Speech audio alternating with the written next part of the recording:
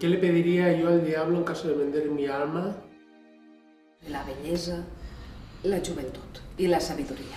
Un poco más de dinero, salud para todos los que me rodean y a los que quiero.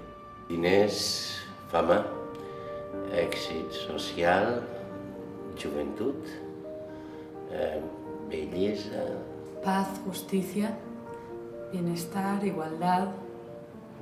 Voldria tindre la capacitat de fer viatges temporals.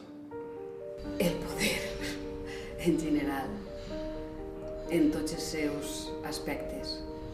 Algo más de trabajo.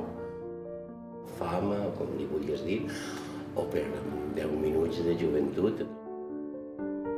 Jo no vendria la meva ànima per res del món. Quedar-se sense ànima és quedar-se sense ànima, sense vida.